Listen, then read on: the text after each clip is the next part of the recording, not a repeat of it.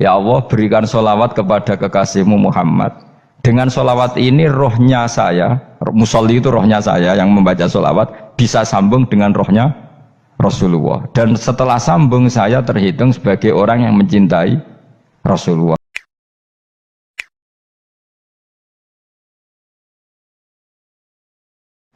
Yes, ngono dunya biasa wae, urip wis biasa wae. Maksudnya biasa wae, penting soleh, di hati soleh, rezeki yes minallah. Wae taluk wae pangeran, ora usah sok suci, ora usah sok bener dhewe, biasa wae. Dunya wis kabeh kersane napa? Pangeran. Ya sudah seperti ini. Yang soleh kaya salabah malah akhirnya suul khotimah. Padahal dulu disebut hamamatul masjid, tukang iktikaf. Gak tahu mulai ke masjid, tapi akhirnya suul khotimah. Wahsi sing mateni kekasih Nabi, rupane mateni Hamzah ditakdir husnul khotimah. Makanya donga ya muqallibal qulub tsabbit qalbi ala dini. Kita tidak pernah tahu. Nah, kenapa kalau saya ngaji PD? Mereka aku muji pangeran, saya tidak pernah mikir awakku, tak penting awakku, penting muji pangeran. Ngaji itu artinya kan muji pangeran, muji ilmune pangeran, ya sudah selesai. Itu anakku itu donga itu mikir awakmu dhewe. Mulane donga mek ngaji ku derajate dhuwur ngaji. Mergo ngaji muji pangeran, nak donga mikir awake dhewe. Makanya masyhur itu ada dua kelompok di masjid, yang satu diskusi halal haram, yang satu berdoa. Nah, terus Nabi keluar dari rumah berdiri sempat ragu, saya kemana? Terus akhirnya Nabi ngendikan mereka itu berdoa kalau Allah mengabulkan ya disembadani. Tapi mereka belajar halal haram. Itu perintahnya Allah, saya sebagai Nabi. Terus akhirnya Nabi gabung kelompok yang belajar halal haram. Karena belajar halal haram artinya ingin menghidupkan hukumnya Allah Ta'ala. Tapi nak wong donga kepingine iku kabul kajate. Intine mikir awake dhewe. Makanya saya termasuk ulama yang jarang berdoa. Tapi ya berdoa tapi kadang-kadang. Nah kowe kan gak kontribusi ning agama ora pati ya ndonga. Oh dasar murahan. Ya tapi piye mulang ya ora payu. Jadi kadang-kadang kula dibantah. Lah jenengan mulangi payu Gus. Lah kula ora payu, ndonga-ndonga ngono. Ya tapi aku ngerti pangeran ora bakal nyembadani barno ora Gus. Pangeran yo paling sedikit sithik ngono cukup. Kalau termasuk orang yang nggak setuju ya kalau orang sholawatan terus berlebihan tapi khidmah ini Nabi kurang. Maksudnya gini loh, sholawatan berlebihan ya. Redaksi sholawat tentang Nabi itu kecil, bukan sholawat jumlahnya enggak. Redaksi tentang Nabi itu kecil, sementara tentang keinginannya itu saya tidak suka. Saya suka sholawatan itu ya yang nyifati Nabi banyak, kemudian keinginannya kecil, itu bagus. Kayak Ihya itu loh, kayak Ihya Abdul Hasan Asadili itu. Kalau dongo itu jaluke mau swidik paling baris paling terakhir. Misalnya gini, nahmaduka ya man huwa wa la ilaha illa anta arrahmanur rahim itu langsung in sampai nyifati Allah itu 99. Buar ngono nganti berkuras-kuras. Lagi terakhir mau jaluk dongo sithik. Nah kowe kan enggak muni muji Allah mau basa-basi tok. Alhamdulillahirabbil alamin wassalatu wassalamu ala Muhammadin. Mau nggo syarat tok. Baru ke Allahumma inna nas'aluka nganti telung lari. Telung halaman. Tapi pas muji pangeran, alhamdulillahirabbil alamin wassalatu wassalamu ala Muhammadin. Bariku terus donga njaluk mapan, tolak buala. Yo aja. Mana jare pangeran, muji kekasihku suwidik dongane kecangkeman. Lah saya tuh gak suka jenis itu. Harusnya sholawatnya itu yang panjang. Maksudnya nyifati Nabi yang panjang. Baru mintanya sedikit. Itu bagus sih.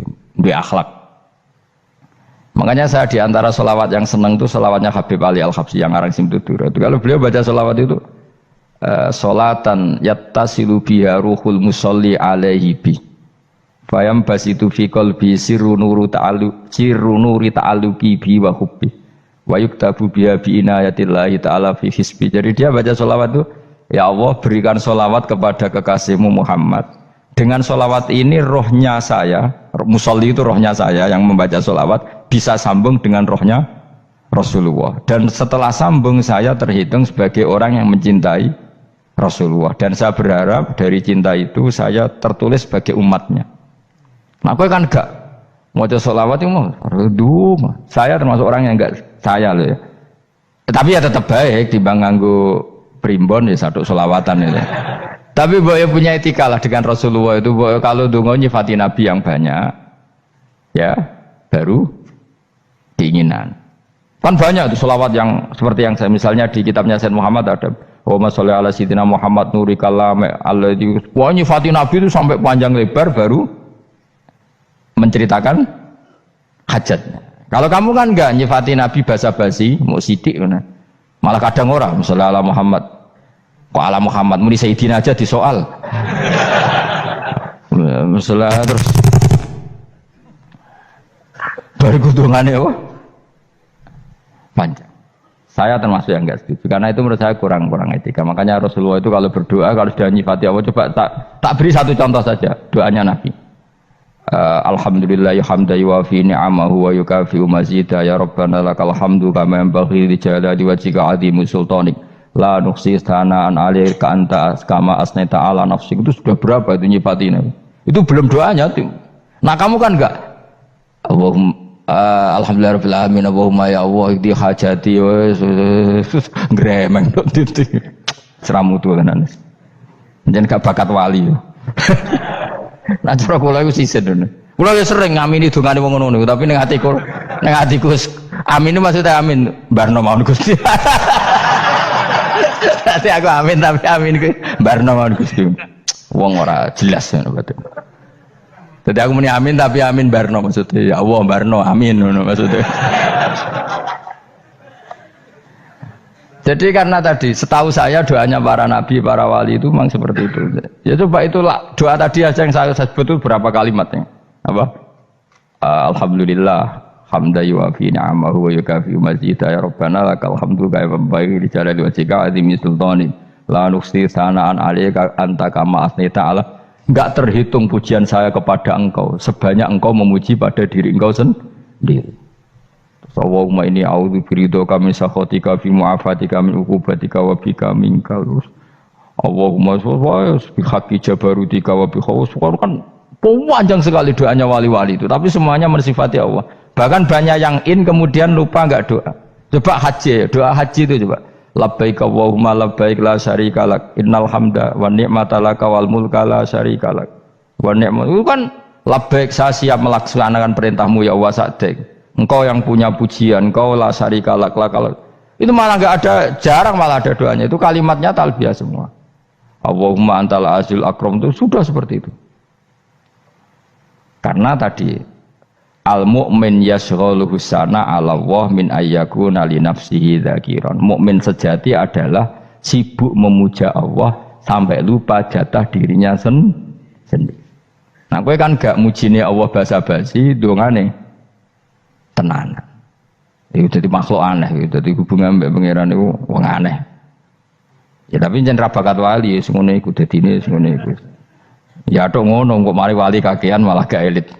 Jadi, tapi saya mohon itu di sholawat itu usahakan jumlah paling enggak jumlah sholawatnya banyak, doanya sedikit. Paling enggak misalnya kamu tidak punya kalimat yang apa baik ya mau sholawat ping 100 itu gak ada salah biar guling-gilingan apa kita menyebut kekasihnya Allah lebih banyak ketimbang kita menyebut hajat kita sendiri ya gitulah. Paling enggak punya etika seperti itu ya. Kalau kamu enggak punya segot-segot sing keren, bacalah sholawat berapa 100 terus cerita awam Gusti utang kula kathah. Mengke ra jawab wis roh.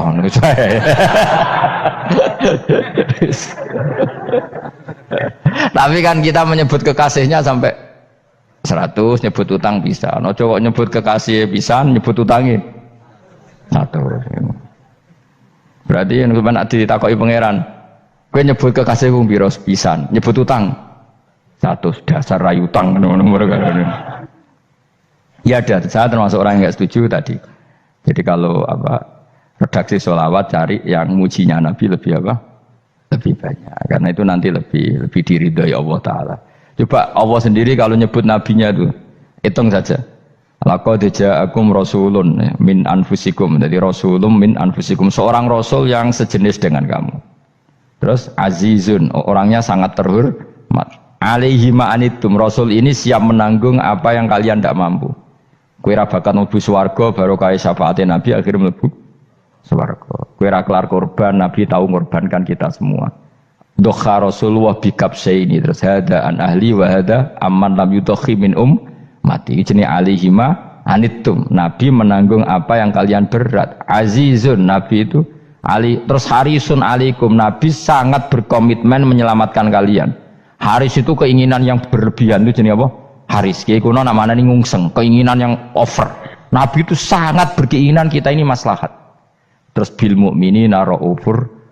Allah yang zat yang super saja kalau nyebut nabinya nyifati sebanyak itu. Ada ayat lagi misalnya, Rabbana wab'ats fihim rasulam minhum yatlu alaihim ayatika. Muhammad itu siapa? Seorang rasul yang membacakan ayat-ayat Allah. Wa yu'allimuhum, seorang rasul yang mengajari mereka alkitab wal hikmah. Wa yuzakkihim, seorang rasul yang membersihkan akhlak-akhlak kita. Jadi artinya Allah punya tradisi kalau nyifati rasul itu banyak. Juga nyifati orang-orang sekeliling rasul. Makanya menurut saya madhab Syiah itu enggak pas.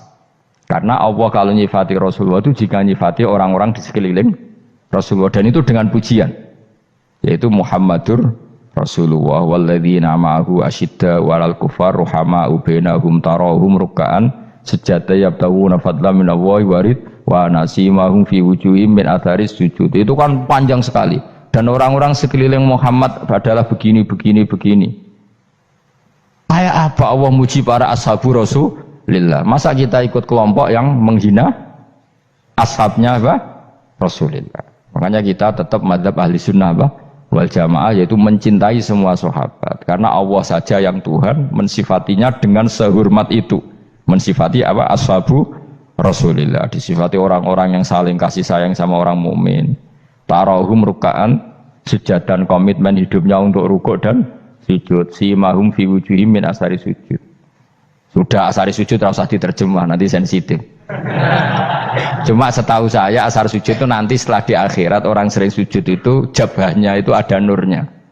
Tapi kalau ada yang nafsirkan asari sujud itu warna tertentu ya semboy, itu sensitif. Yang jelas asari sujud itu ya sudah seperti itu. Seneng kamu kok hasut. Kowe nyen provokator, nak ono apa ya? Ada hal yang begitu terus mau berlebihan. Uteke ya khisimun. Aku ora ada kepentingan pokoknya ayat si mahum fi wujuhim min atharis sujud, bahwa dalam jabahnya itu ada asaris sujud. Itu masyhur kan, saya terangkan ya, tapi kowe aja sensitif loh, biasa wae. Suatu saat Rasulullah itu ngendikan begini, nanti saya kata Nabi akan nyafaati kalian semua. Sahabat-sahabat tanya, ya Rasulullah dengan sekian miliar orang bagaimana kamu mengenali kita? Saya ulang lagi, suatu saat saya nanti akan nyafaati kalian karena saya kenal kalian. Maksudnya di akhirat. Ya apa? Di akhirat. Terus sahabat tanya, ya Rasulullah bagaimana engkau mengenali kita sementara nanti di akhirat bermiliar-miliar orang gitu. Terus Nabi ngendikan gini, jika kamu punya unta dengan tanda tertentu, saya ulang lagi, jika kamu punya unta punya tanda tertentu, dalam jidatnya ada begini, dalam tangannya ada gini, dalam kakinya ada gini, maka apa kamu bisa membedakan untamu dengan unta orang lain? Ya bisa ya Rasulullah, karena unta kita khas. Misalnya kaki depannya ada putihnya, kaki belakangnya ada putihnya, dalam baduknya ada putihnya. Terus kata Nabi, inna ummati yud'auna yaumal qiyamati hurran muhajjalin min asaril wudu. Nanti umatku nanti wajahnya juga bersinar, tangan kakinya juga bersinar. Jadi asar itu saya pastikan secara riwayat itu akhirat, maksudnya tentang akhirat. Tapi bahwa yang di dunia ada yang memulai asar itu nggih monggo mawon. Loh itu bagus kan, artinya ekspresi percepatan. Ndak apa-apa loh, daripada kok kowe ra jelas ini gitu. Maksudnya ya orang ngetok kowe pancen jarang sujud tenan. Wis ora usah sensitif, tapi yang jelas ya nanti. Ya soben kiamat ruang samu. Nanti hisab itu nanti kalau hitung hanya sekitar 3 jam. Hisabnya sak dunia itu hanya sekitar, karena malaikat itu tidak kesulitan sama sekali. Tak warai ya, ini nggak akan salah saya dalam hal ini karena riwayatnya sahihah. Kenapa hisab itu hanya butuh rubu'un nahar, 1/4 dari siang enggak? Anggap saja siang itu 6 jam atau 12 jam, itu aja terserah. Kalau 12 paruhnya kan 6 ya. Seperti 1/4-nya berarti 3. Itu gini. Jadi nanti di mahsyar itu kan yauma tabyaddu wujuh wa taswaddu wujuh. Yaudah yang kafir itu gelap, hilang. Wajahnya, tubuhnya semuanya gelap. Yang mukmin itu semuanya terang. Jadi sudah yang tabyaddu wujuh wa taswaddu wujuh otomatis terus nyingkap. Terus pergerakannya itu delala yang tabyadu wujuh itu ke kanan, yang taswadu wujuh ke kiri. Maka kamu jangan punya sinar yang kelap-kelip, nanti kena bego yang karena nggak jelas tadi. Maka kamu harus sinarnya yang sejelas-jelasnya. Ghurran muhajjalin min asaril. Bila perlu nur kamu sampai menembus langit saat itu.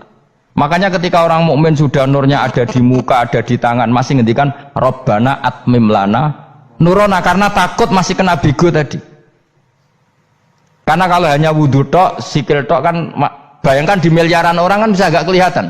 Tapi kalau nurnya sampai nembus langit kan, itu siapa kok nurnya sampai, kan malaikat langsung tahu.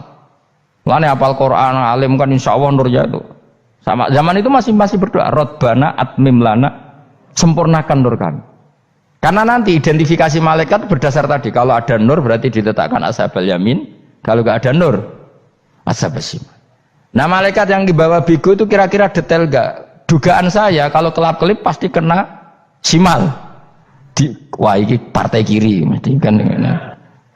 Pemenang yang wudune mau dulet sirah tok sidik. Karena anak madzhab Syafi'i. Sebetulnya meskipun itu sebaiknya kalau basuh sirah itu kabeh ben ora kelap kelip mana aneh pepesan terus dulat-dulit tok. Iku soben ya itu kelap kelip. Ya sudah ya. Setelah itu kata ngendikane pangeran yu'raful mujrimuna bisimahum fayukhadu bin nawasi wal aqdam. Orang-orang pendosa kelihatan maka diletakkan di kiri. Nah sama yang orang-orang baik simahum fi wujuhim min asari sujud. Jadi ayat itu jelas tentang akhirat. Tapi kira usah terus provokasi. Seneng kamu kok ya khisimun. Maksudnya provokator gitu. Jadi nanti yang mukmin jelas nurnya. Lah nur ini nanti dengan kadar iman kamu, perilaku kamu. Ada yang kelap-kelip, ada yang. Nah yang kelap-kelip ini orang kena bigo itu tadi. Nanti setelah kena bigo ikut ashabis simal, yang kelap-kelip disortir lagi malaikat yang bagian detail kan ada nanti. Nah ini terus ditubir neraka, yang kafir bener-bener neraka, yang ini ditubir neraka. Nah itu nanti ini yang ngel-ngelo kanjeng Nabi digoleki ya ini itu. Mana sakit kanjeng Nabi, mana ono kiai soleh darani, nah iso soleh dewe sakit Nabi mereka terus goleki endi umatku sing kelap-kelip terus dicari disyafaati. Ya, imma langsung dituruti Allah, wa imma diumbasik ning neraka. Ya terserah rencanamu piye kon aku. Tapi yang jelas apa?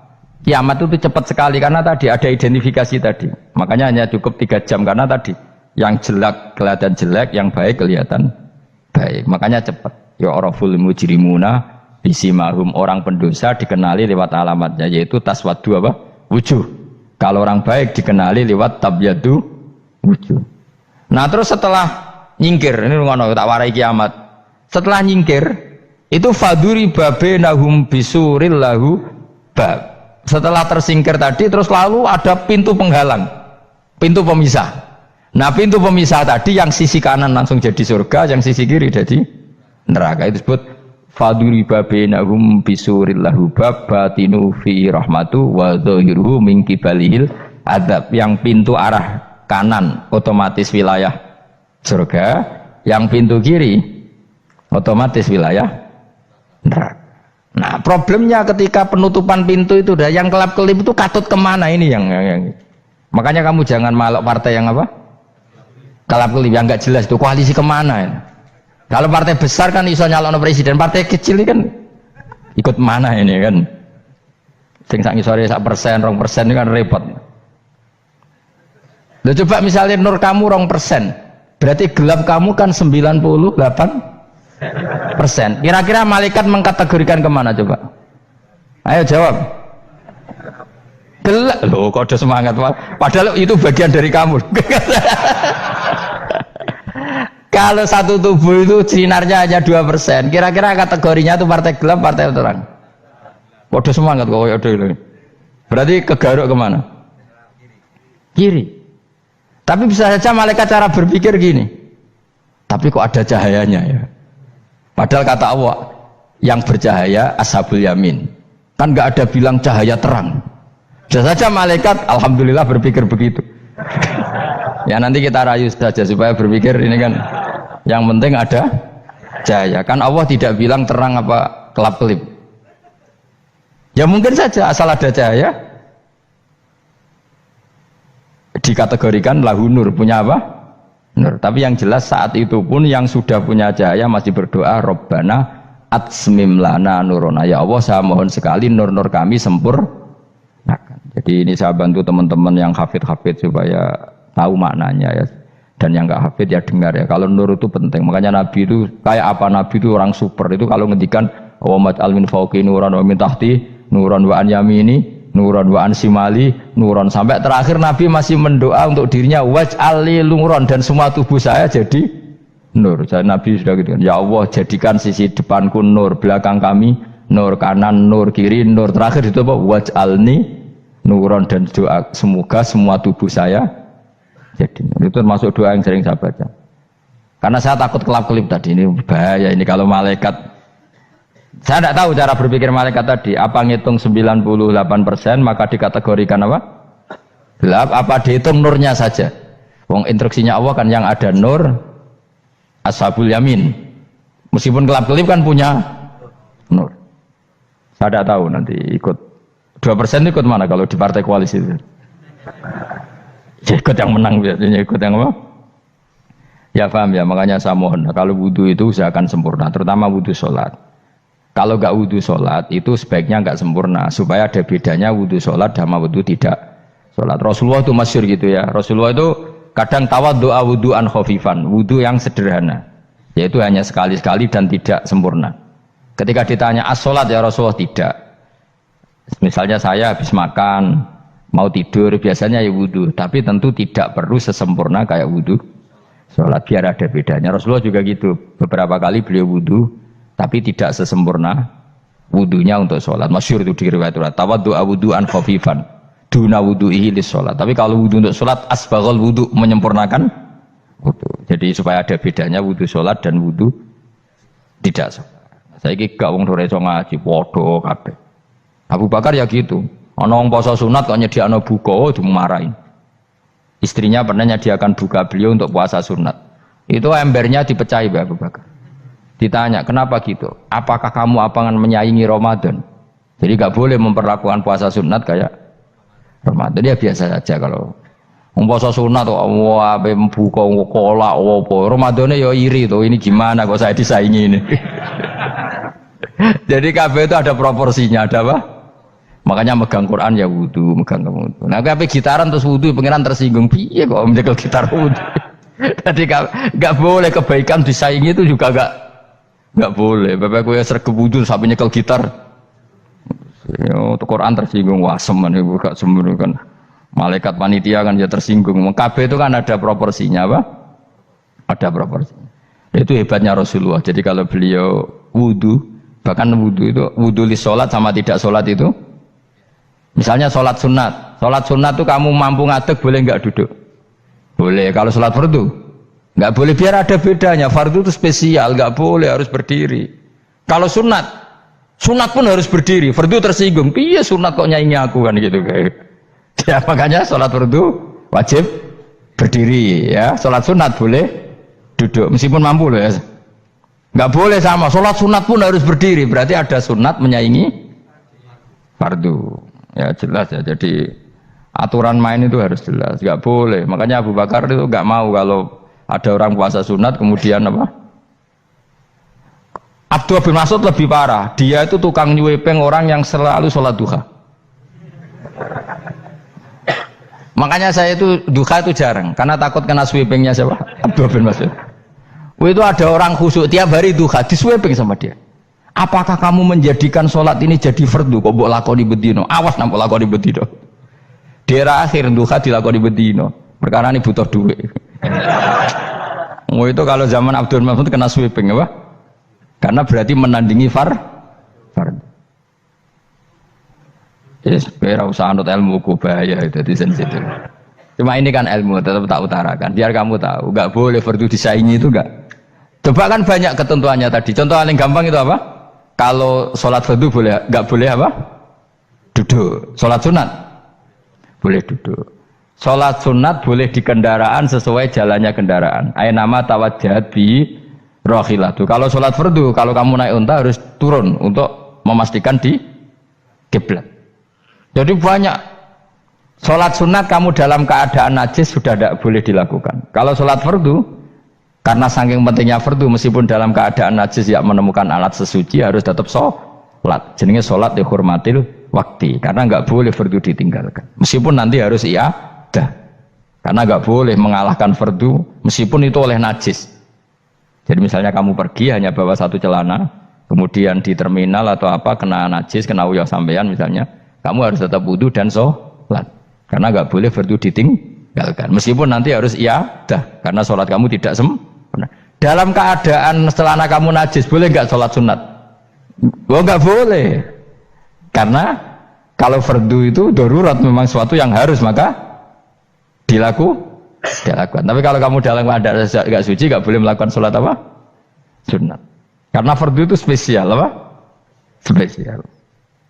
Bun kalau terus nanya. Wamtazul yauma ayyuhal mujrimun. Ya, jadi orang mujrimun harus terpisah dari orang apa? Mukmin. Dan yang keharusan itu ketika di surga. Tapi kalau di dunia ya boleh muamalah boleh. Ya muamalah yang halal maksudnya. Infaridu tegese misau sira kabeh ana mukminin sing pira-pira mukmin intakhtilatihim. Nalikane campure kufar utawa al mujrimin bihi kelan al mukminin. Utawa rujuke balik boten napa. Maksudnya rujuke diwalik iki sami intakhtilatihim mukminin bihi kelan kufar utawa kufar ning mukminin. Alam ahad ilaikum ya bani Adam. Alam ahad ana ta ora merentano ingsun ilaikum maring sira kabeh. Amurkum tegese ana ta ora merentano ingsun kum ing sira kabeh ya bani Adam ya bani Adam. Ala lisani rusuli ing atase lisane para utusan-utusan ingsun. Bukankah saya telah merintahkan kamu wahai bani Adam Allah ta'budu setan. Yen ta ora menghamba sira kabeh asetan ing setan. Ngendikane pangeranku ijek kanut setan ku cek nemen. Bukankah sudah saya perintahkan kamu tidak boleh diperbudak napa setan. Maknane la tutiu tegese aja taat sira kabeh ing setan. Inna sak temene setan laku maring sira kabeh aduun musuh mubinun kang jelas. Bayinul adawati banget musuhane. Lah wong setan musuhmu kok malah mbok enut bocah kok sarap ngono. Karwan musuh kok di enut. Anut ya pangeran mergo Allah wali fid dunya wal akhirah. Wa ani buduni lan yen to nyembah sira kabeh ni ingsun. Wa anastune kelakuan budu nyembah sira kabeh ni ingsun wahidu tegese nglakoni ya tauhid sira kabeh. To mengesa kana sira kabeh ni ingsun. Wati ulan to atau sira kabeh ni ingsun. Harusnya kita hanya ibadah ning Allah Subhanahu wa ta'ala karena dia yang menciptakan kita, tempat kita kembali. Setan itu tidak siapa-siapa, makhluk yang hina, yang lemah. Kok malah taat ya ning gone zat sing super, sing gawe kita, sing memberi rezeki kita dan zat yang kita kembali. Hadza utawi iki maksudane taat ning Allah taala. Hadza ay al madkur min taatillah iku sirat dan kudalan tariqun tek sedalan mustaqimun kan